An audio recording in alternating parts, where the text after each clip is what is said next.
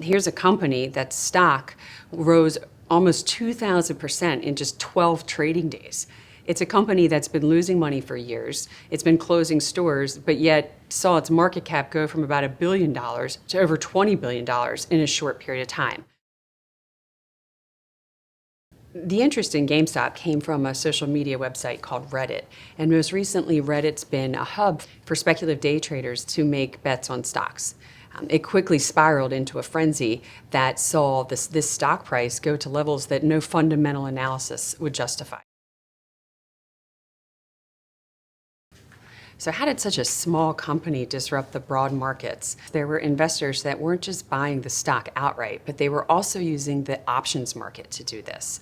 And when you start using the options market, you can get yourself into situations where you have to buy the stock at any price. Whether you're an investor or you're a clearinghouse or you are a market maker, this drove the price of the stock up.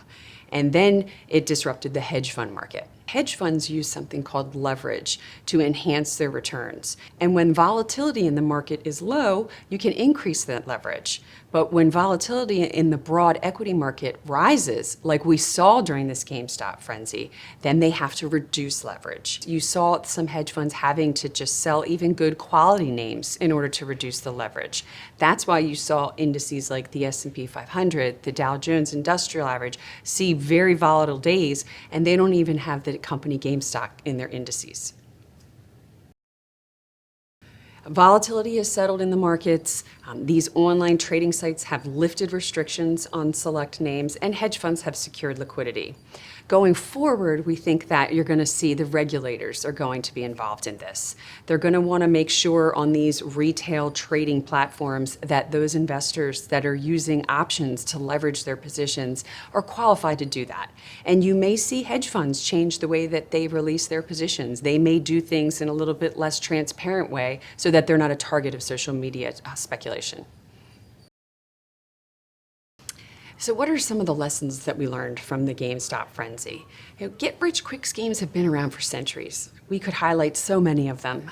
The one that comes to mind is the dot-com bubble, when people invested in anything that had a dot-com at the end of it because it would surely produce some financial windfall. However, this can also be a very dangerous and deceiving way to buy and sell stocks.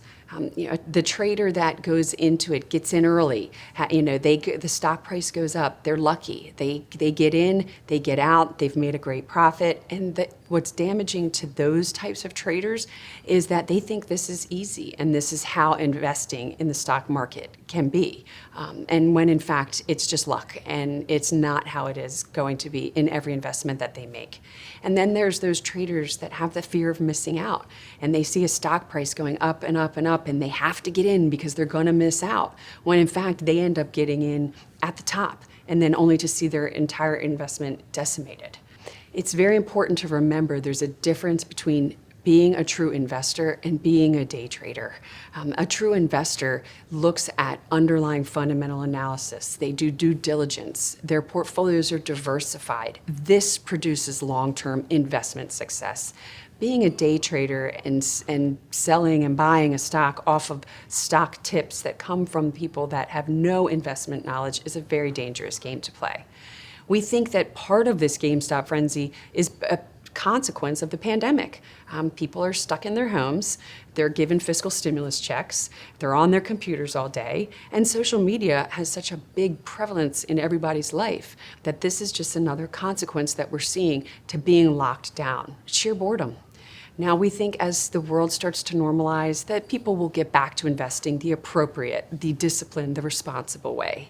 Of course, we'll continue to monitor this, and you may see some changes in regulations as a result of this. At this time, we think this is short-term noise. We're not going to get caught up in short-term noise.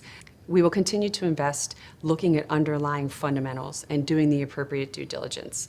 But if you have any questions at all about this topic, please feel free to reach out to any of our financial advisors. This is Megan Horniman, the Director of Portfolio Strategy at Barrons Capital Advisors.